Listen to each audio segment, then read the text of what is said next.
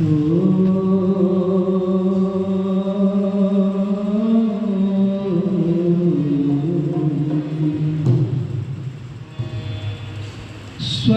पंथा मनुचरे सूर्य चंद्रमशविव पुनर्ददता घनता जानता संग में मही।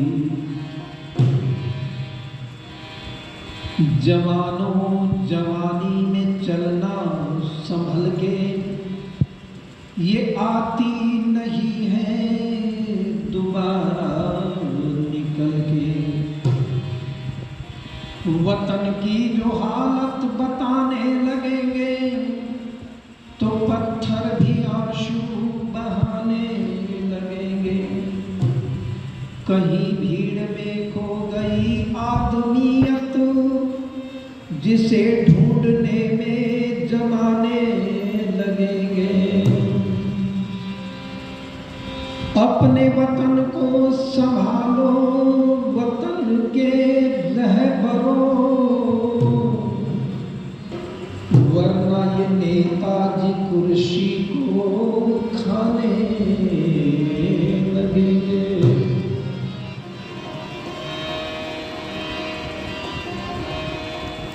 अतीत हिंद का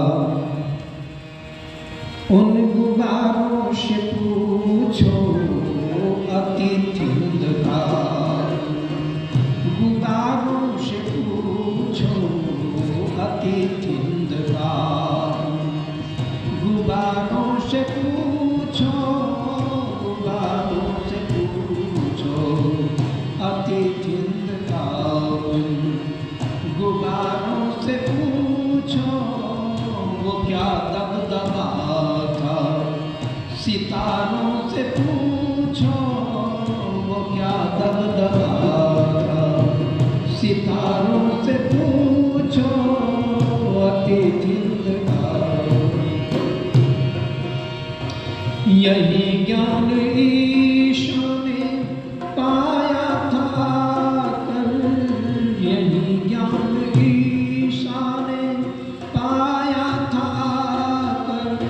ये गंगा के पावन, ये गंगा के पावन किनारों से पूछो, अतीत हिंद का गुबारों से पूछो, अतीत हिंद का गुबारों से पूछो, वो क्या दबदबा था। सितारों से पूछो,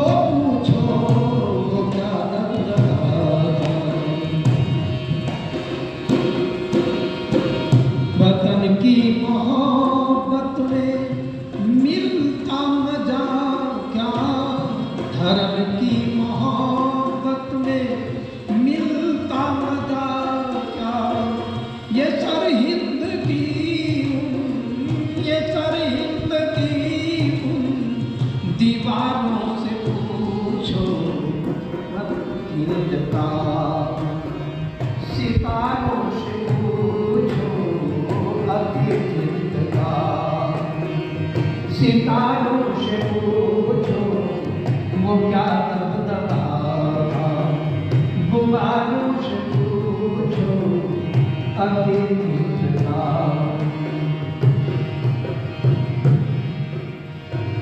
जहाँ जल उठी थी हजारों चिताएं, जहाँ जल उठी थी हजारों चिताएं, जहाँ जल उठी थी हजारों चिताएं, ये चित्तौड़ के उन अंगारों से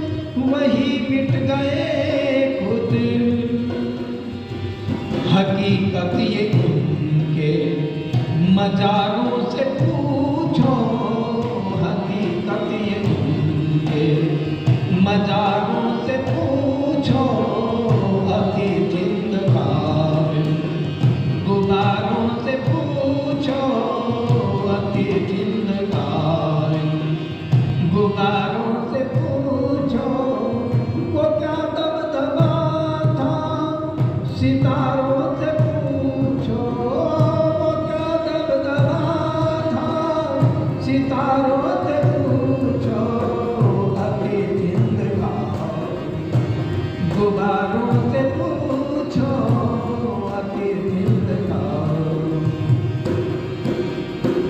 न ताकत का था कोई सानी जहां में, सानी बराबर, हमारे बराबर नहीं था पूरे संसार में। न ताकत का था कोई तानी जहां में, ये राणा शिवा की कटारों से पूछो अति जिंदगार, गुबारों से पूछो अति जिंदगार, गुबारों से पूछो वो क्या दबदबा था, सितारों से पूछो अति जिंदगार। जब हम ऐसे थे तो फिर ऐसे क्यों हो गए? बड़े सुंदर शब्दों में कवि कह रहा है, गिरावट की कावी इंद्र वो कौन सी वजह थी, गिरावट की कावी इंद्र कौन सी वजह थी, ये जय चंद से कौमी, ये जय चंद से कौमी, गद्दारों से पूछो ये जय चंद से कौमी, गद्दारों से पूछो अति जिंदगार, गुबारों से पूछो वो क्या दबदबा था, सितारों से पूछो पूछो वो क्या दबदबा था, सितारों से पूछो अति जिंदगार।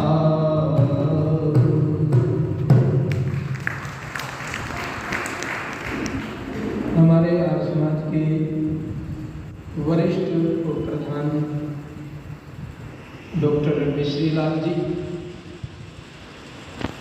हमारे सुभाष आर्य जी जो एक चलती फिरती आर्य समाज है, बहुत प्रचार करते हैं ऐसे लोग, परमात्मा ऐसे लोगों को तो हजारों साल की आयु देता, वो अच्छी रहती। सैनी साहब चले गए हमारे बीच से, ऐसे लोगों को जिन्होंने आर्य समाज को खड़ा किया। हमारे बीच में सुरेश मदान जी आर्य समाज को समर्पित जीवन है, भाई प्रेम गावा जी मीडिया प्रभारी हमारे आर्य समाज के, बलराज मलिक जी अपनी वेदना भी हमारे सामने में रख करके गए हैं, आर्य समाज के उप मंत्री सत्येंद्र रावल जी, भाई विनय मल्होत्रा जी और हमारे डंडूराम आर्य जी लंबरदार, भाई हमारे सुरेंद्र रावल जी, राधेश्याम आर्य जी, सभी आर्य समाज के पदाधिकारी। देखो दैनिक अग्निहोत्री हैं हमारे, अंधी में कुछ भी जाए तो बहुत जीवन में परिवर्तन लाए। भाई राधेश्याम आर्य जी यज्ञ के प्रति बड़ी निष्ठा है, और हमारे अनुराग आर्य जी मीडिया में हमारे बातों का प्रचार प्रसार करते हैं, और महर्षि दयानंद ब्रह्म महाविद्यालय के विद्यार्थी। अभी 9 तारीख को एक बहुत महायोद्धा, महान क्रांतिकारी, देशभक्त, संस्कृति के पोषक, स्वाभिमानी योद्धा महाराणा प्रताप की जयंती अभी हमने मनाई 9 तारीख। मैं पढ़ रहा था महाराणा प्रताप को राजस्थान के कुंभलगढ़ किले में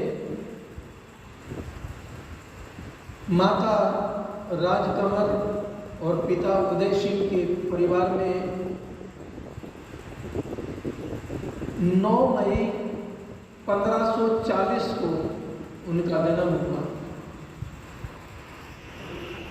और कवि लिखते हैं कि वो बचपन से ही बड़ा स्वाभिमानी था, अपनी मातृभूमि के प्रति बड़ा सजग था, लेकिन नहीं बिगाड़ा भारत का कुछ दुश्मन की तलवारों ने, और भारत को बर्बाद किया है भारत के गद्दारों ने। गद्दारों का छोड़ा हुआ ना खाली अब तक तीर गया, अमर सिंह को कत्ल किया, प्रताप को बना फकीर दिया, छत्र शिवा से खपा दिए, पिंजरे में बंदा बेर किया। गुरु गोविंद सिंह की कला छुपा दी सरहिंद की दीवारों में, नहीं बिगाड़ा भारत का कुछ दुश्मन की तलवार।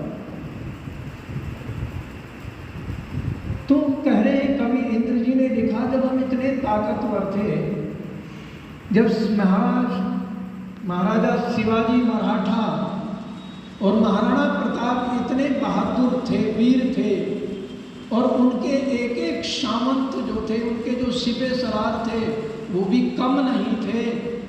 झाला, राणा झाला जैसे सरदार थे, महाराणा से कम नहीं थे, और चेतक जैसे यहाँ पर अश्व हो, प्रार्थना में, राष्ट्र प्रार्थना में हम कहते हैं कि अश्व आश्वाही, यानी तेज दौड़ने, सवार को लेकर के तेज दौड़ने वाला। और ऐसा ही चेतक था महाराणा प्रताप के पास भी। क्या 20 फुट लंबा खाला कूद गया महाराणा को लेकर के।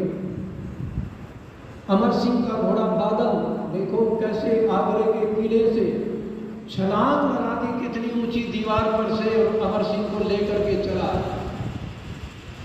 तो हमारे पशुओं भी, महाराणा प्रताप का हाथी राम प्रसाद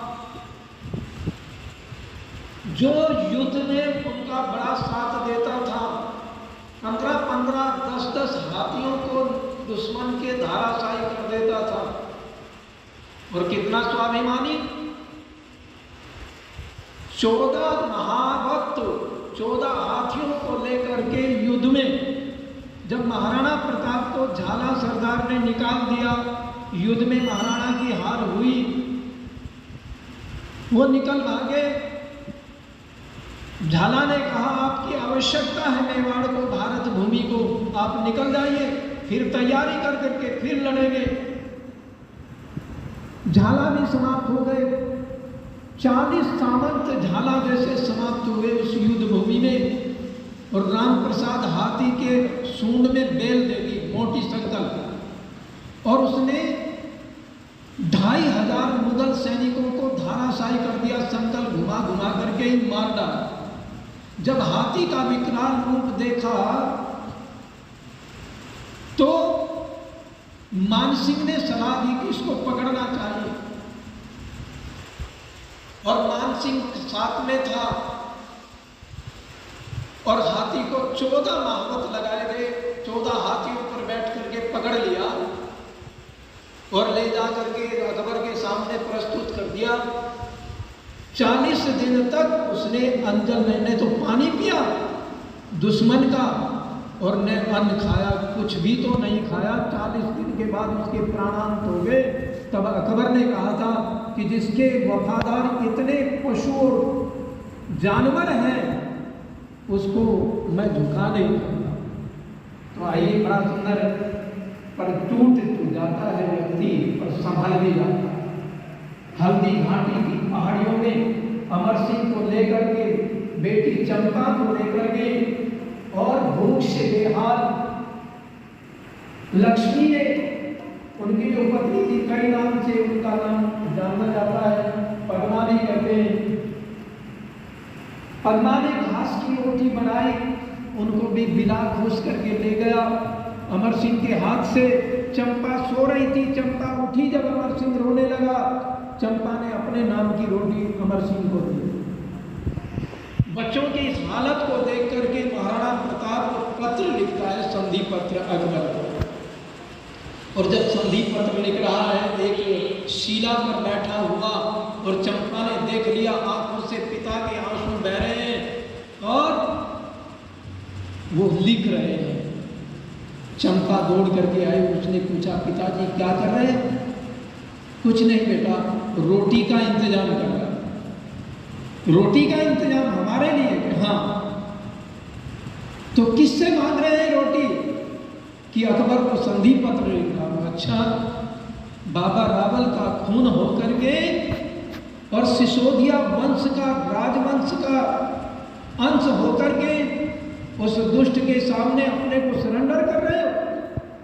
वो पर्चा, वो कागज का टुकड़ा छीन करके हाथ से फाड़ करके फेंक दिया चंपा ने। और पिता से कह रही है क्या?